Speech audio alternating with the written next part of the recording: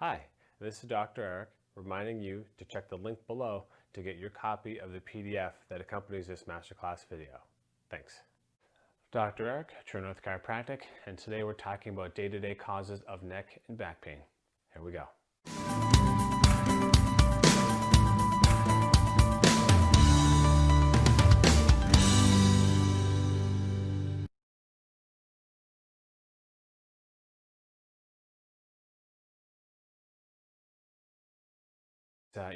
What causes me pain? I go to the gym. How can I have this neck pain? How can I have this lower back pain? I just don't know where it's coming from. And typically what I say to people is when you can't pinpoint, where you got the pain, you didn't lift something heavy and feel a pop in your lower back, you didn't turn your head real quick and get a little strain in the neck, and you say, well, I don't know what I did, but I definitely have this pain. It's typically something that you do in your day-to-day world. You just don't know that you're doing it, right? It could be something simple as bending and picking up toys if you're taking care of kids, and the person says, well, I do that all day long. I said, well, yeah, but the bending and the twisting motion, especially to that one side, that's why you're developing pain in one side or the other side of your lower back. And they say, oh, that makes sense. I didn't think of it that way. Or if you're an office worker and you're constantly sitting at a desk and maybe you're always looking to the right, to interact with your clientele, so you're on a computer looking right, on your computer looking right, and they say, this side is always tight and I just don't know why. They say, what does your work station look like? And they'll describe it, and I'll say, what sounds to me like you really favor looking one side than the other. Is there a way that you can kind of modify your workstation? And they'll say, actually there is. So they fix it and they say, you know what, this is much more manageable now. One of the things I like to press upon the people who use the gym argument is to say, well, I go and I bust my ass for an hour, I should be stronger than strong. And I say, well, yeah, that's potentially true. But when you go to the gym, and let's be generous, and you say you go for a full hour, from start to finish, you did 60 minutes, that doesn't include stretching and cooling down. So if we divide that into a day, that's 1/24 or around 4% of your day. Right? And if we also say that you sleep for, and again, we'll be generous, if you sleep for 8 hours a day, that's roughly 33% of your day. So if we add up that math, we're 15 hours shy. So what do you do for the other 60% of your day? I don't know. Do you know? A lot of people, they don't look at their day through that microscopic lens, but it really is valuable to kind of say, what do you do after you go to the gym? You may have got a completely butt-kicking workout, but then you sit at an office desk all day in a crappy posture, in a crappy chair with bad overhead light, or you're a laborer who's constantly holding something and drilling something with the opposite hand. So you're getting overuse injuries on one side and overuse injuries on the other side that are kind of different, but yet you work out. So we want to make sure that we're evaluating our posture while we're working, while we're participating in athletic endeavors, and then also your leisure time as well, because that all adds up to why you're more sore than you think you are, even though you do go to the gym. So the life cycle of someone's body during the day, this is most of us. I'm guilty of it sometimes myself. So what do? You wake up in the morning and you sit down for breakfast. Then you drive to work, you're sitting. Then you go to work and you sit. Hours and hours go by. Then you go ahead and you sit for lunch. Then you go home and you sit back in your car again. Then after you're home, you sit for dinner. After you're done dinner, then you sit on the couch and you hang out with the rest of the family. You do your leisure stuff, and then you go to bed. That is a ton of sitting, right? We're not designed to sit. Our bodies are designed to move, and when we start to rest, we start to rust. Your body gets used to the environment that you put it in. So if you're someone who sits all day long, you become very good at sitting. You're a professional sitter. Congratulations. One of the other things that we look at too is we want to make sure that your muscle tissues are strong and resilient throughout the rest of the day, which is where exercise comes in. And most of us tend to be a little bit stronger in the morning because our muscle tissues you haven't used them yet. They've just recovered from the night before. You've had all those hours of repair, but that doesn't mean you get to go and lift the world. It just means you have the potential because you haven't broken down the muscle tissues yet. One of the analogies that I'd like to give people is a paperclip analogy. So if you take a paperclip and you straighten it out and you bend that paperclip back and forth several times, the middle starts to get hot, but if you continue to bend that paperclip, eventually it's going to break and you got two pieces. So all of us are like a paperclip. Every day you get a brand new paperclip. How you choose to go throughout your day, aka how many bends do you put into that paperclip before it breaks, is entirely up to you. So if you're somebody who has a very, very involved job and you do a lot of heavy work in the morning, you did a lot of bending. So you got to let that paperclip rest because it's not going to last you to the end of the work day or the end of the work week, right? So you really have to kind of pick and choose your moments. So some people, they have overuse injuries at the beginning of the day, the middle of the day, or the end of the day, depending upon what they do. In my office, we see people's pain get worse during a work week. And again, that goes back to that paperclip analogy, right? If your body is slowly under recovered, so if this is a Monday, and as you start to go throughout your work week, you're starting to decline a little bit, your pain is actually increasing, maybe your sleep and your recovery is not as well, your body cannot manage. So this is almost like a cell phone that you forgot to charge the night before. You wake up and it's not at 100%, or perhaps it's a cell phone that has a battery that's starting to fail on you. So even though it's 100% charge, that battery drains way too fast throughout the workday and you can't reach and plug it back in. So that's where we start to develop pain, because the pain that our body gives us is a request for change. So your body says, here's some pain, do something about it because I can't do it on my own, so I'm giving you the signal. And the more that we ignore that pain, the more the body starts to turn up the volume on pain, to the point where you may be debilitated after sitting for a long period of time. You try to stand and you can't because your back is killing you. If we don't allow our tissues to heal, then we start to rely on anti-inflammatory medications, and then also your sleep is very, very important as well as your nutritional habits and staying hydrated. So if you're not doing any of those things, then that's also going to be something that's going to accelerate your body in terms of feeling pain sooner. So is there long-term damage, to neck pain and lower back pain? And the answer is yes, there is. Typically what ends up happening is when we look at, think of the analogy like a shoe, right? You have a brand new pair of shoes, you look at the heel, you look at the sole in the front, you kind of look at it from the bottom, you have the full grid pattern of the shoe, whatever came from the factory. But as you walk in these shoes for 2, 3, 4, 5 months, 6 months, a year, you start to see that you're going to develop wear patterns on the shoe. Maybe it's kind of more towards the front of the shoe, maybe it's onto the heel, maybe you see that one spot of the heel's been scuffed down. Sometimes it's a little bit scuffed down, sometimes it's a lot of scuff. So what ends up happening is with our bodies, we have the same kind of problem.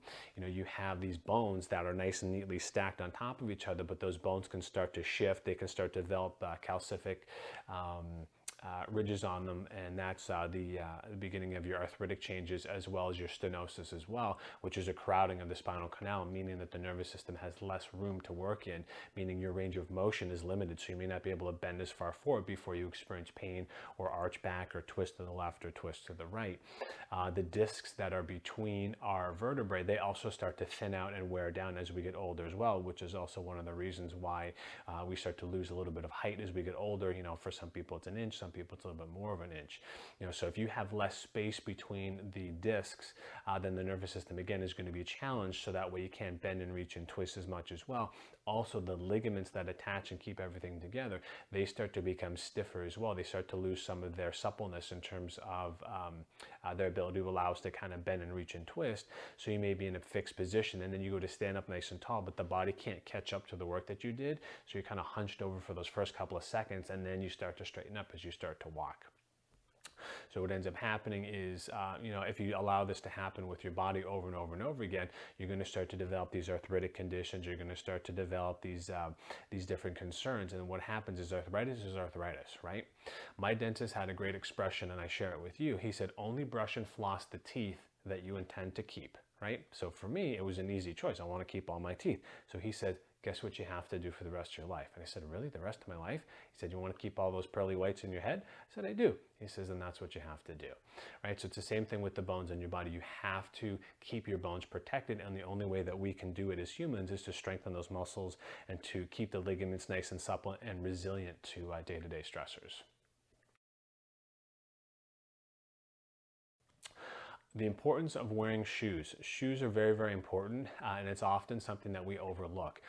It's very hard today to tell if a shoe is kind of worn down, unless you're someone who's really into shoes. Sometimes people, they'll say, 6 months is when you should chuck your shoe, 8 months is when you should chuck your shoe, especially if it's a daily wearing shoe. And that's about right. But what you also want to do too is look at the wear pattern on the bottom of the shoe. If you're kind of seeing a big notch missing out of the heel or a big notch missing out of the forefoot, the front of the shoe, then that's also an opportunity that maybe you should be changing out your shoes as well. Sometimes, depending upon the make or the brand of the shoe, where the bottom of the rubber sole meets that upper material, could be leather or cloth, you'll start to see that kind of band of cushion. It almost looks like it's kind of squashed down like a sponge.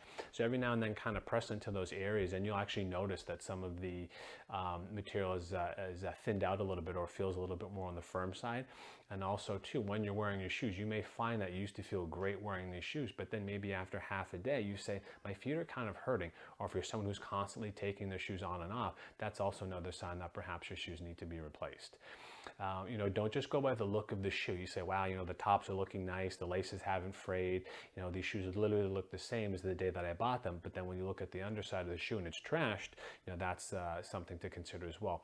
What I personally do in my closet, and I share this with you, is if you found a brand of shoe that you like, or a pair of shoes that you like, buy two, put them in the closet.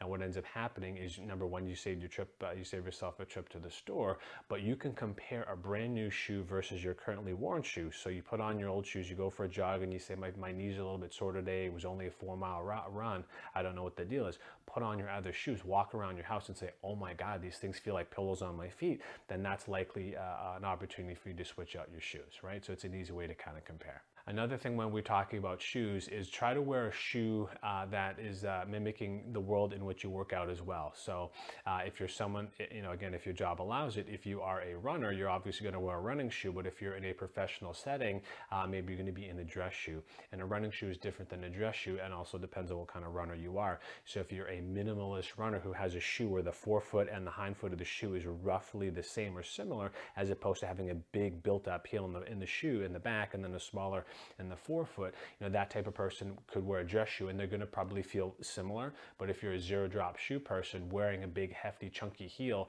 during your work day for maybe 6, 7, 8 hours, and then try to go for a run at the end of the day, your tissues adapt, you know, from your work day to your running day. So you may find that there's a discrepancy, and you may start to set yourself up for some mechanical pain, where maybe it's a calf strain, maybe it's a hamstring or a glute issue, and it could also be some plantar fascia as well.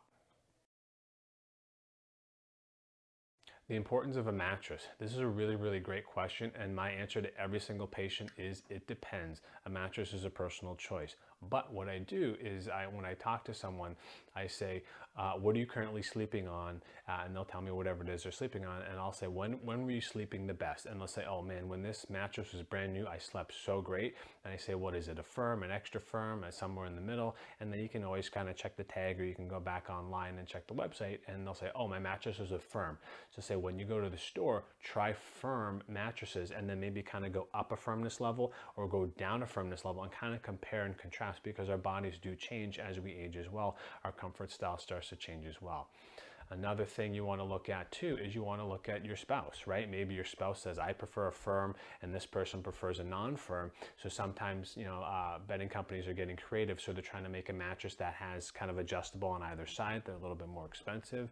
But a lot of mattresses will also offer a pillow topper. So someone can have a very firm side with a pillow topper, and the other person prefers a firm side. And that's kind of a match that you can do as well. I'm a big fan of when you're looking for a mattress is to look at companies that have a very good return policy, right? Because sometimes they'll say, oh, it's you know, guaranteed for however many days, and that's usually a pretty good representation of, hey, if I've tried this thing for 120 days and my sleep stinks, I know that they're going to give me my money back, and then I'm able to return it. What you also want to do too is, if you're able to go into a store, you want to try as many mattresses as possible, and don't feel guilty about laying on the mattress for, you know, an extended period of time, because ultimately it's going to end up in your bedroom. And if you only sat on it for a minute and said, well, I think it's good, and you get home and it's not, you know, that was a wasted opportunity when you went to the store. So really, really be sure when you're looking at the mattress. Another question that we get is pillows, right? So my question again is, it depends. You know, are you someone who sleeps with 1 pillow, no pillows, 12 pillows, 22 pillows? You know, depending upon your position, or if you're a side sleeper or a stomach sleeper or a back sleeper, that really depends on what kind of pillow I'm going to recommend for you, because I'm not going to give you something that's going to put you in a provocative position just because it says orthopedic on the pillow, right? So what you want to do is you want to look at a pillow, again, just like the mattress, and you say, well, my favorite pillow was a medium firm. So then you go to the store and you try a bunch of medium medium firms. And you say, what's the return policy on these pillows, right? And they'll say, oh, if you keep it in the plastic, you can return it and you can get store credit towards the next pillow. So go to something like a Bed Bath & Beyond, you know, I don't want to plug anything, but just, you know, somewhere, a local box in your area, if they have a good return policy, and buy 2 or 3 pillows in that same kind of category, take them home, give them a couple of nights, because what's going to happen is you can't tell, sometimes you can, but typically you're going to need 1 or 2 nights of consistent sleep with that pillow to see if it's a fit for you. You know, sometimes you can tell right away. For myself, I once bought a gel pillow, tried it once, hated it, it killed my neck. I returned it, went to the store, bought something a little bit closer to what my body prefers, and that ended up being the choice for me. But you know, ultimately I wanted to make sure that I'm not buying a bunch of pillows that I'm going to stick in a closet. So again, return policies are key for that in terms of finding the best pillow for you. Next question, best sleep habits for back pain. This is a question that depends upon the user, right? I myself am a back sleeper, but someone else might be a stomach sleeper their entire lives, and it's very, very hard to change somebody's sleeping habit, you know, as they get older in life. So if you're 70 years old and I say, hey, you know, sleeping on your back is, you know, going to be better for you, and they say, well, I've been a stomach sleeper for 70 years, it's going to be a deal breaker, right? So we have to say, based upon how you're sleeping, how can we make you a little bit more comfortable? Stomach sleepers typically tend to be the worst sleeping positions, only because the way that the lumbar spine is designed, so there's a curve in the lower back. It's kind of like a shape like this. So if we're kind of looking at the person's side profile, that curve becomes this way here. And what ends up happening is when you sleep on your stomach, you actually extend the lumbar spine, and what happens is there's these joints in the back called facets, and what ends up happening is when those facets get compressed, you can cause joint irritation. It would almost be like if I took my finger and I kind of jammed it a little bit, so I'm adding compression to my finger here as opposed to giving it a little bit of normal traction. So that's one of the things. That's one of the things to keep track of. Some people, they sleep on their back and they cross one leg over the other. You know, some people will kind of rotate and kind of keep their body in one position. So what we want to do for these people who are constantly waking up with unique sleeping positions and there's no body pillow or there's no pillow or there's no proper bed for them, then what we do is we say, well, let's give you a really, really great stretching and mobility routine that you can do for the first 5 to 10 minutes of your day. And what that does is it helps to uncoil some of the stuff that was done over the night, because you may have gotten restful sleep, but because you slept in a position that caused compression or stretching on one or the other side of the body, a nice mobility routine in the morning is kind of nice to do. Best sleep habits for lower back pain. So what we want to do is, if you're someone who's a side sleeper and you have lower back pain, I always say to folks, put a pillow between your knees. What that does is that helps to kind of keep the hips in parallel, and it helps to take any of that rotation or any of that side bending out of the lumbar spine, which is your lower back. When you're using a pillow, you're going to have to experiment. So you're going to have to use a thicker pillow or a thin pillow, because again, everybody's bodies are shaped differently. Some people have very dense muscularity into their legs, so they might need a thicker pillow, because when that one leg comes over on the other, it's going to cause too much compression. So a thicker pillow is going to kind of help buffer and keep those legs the same. You're not going to get it right the first time. You're going to have to experiment a little. A thicker pillow, a thinner pillow. My recommendation is, whenever you're going to try sleeping on your side with a pillow between your knees to take some of the pressure off of your lower back, you know, go to the couch in the living room, you know, grab one of those big throw pillows, right? If you have a spare bedroom, grab one of those pillows. If you're someone who keeps old pillows in the closet, you can use one of those. Don't just go out to the store and buy 17 new pillows. Try what you have at home first. That typically, you know, solves the concern. And if not, then you can make the trip to the store. If you're a side sleeper, you know, one of the things that we can help to mitigate pain is, you know, you can make sure that you're using a pillow that's ideal so that your head is not compressed to one side, or if the pillow is on this side, my head is stretched to the opposite side. You know, what I always say to folks too is, you can also take a pillow when you're sleeping and you can hug a pillow. So if I'm laying on my side, if this is the side that I'm lying down on, my head is naturally going to fall into the pillow and my shoulder might get kinked up like this. But by holding a pillow, what that does, that helps to drop that shoulder down a little bit, and it allows me a little bit more comfort, because some people are very broad in the shoulders, some people are very narrow in the shoulders. So again, the thickness of the pillow is going to determine your comfort level, so don't be afraid to mix it up a little bit.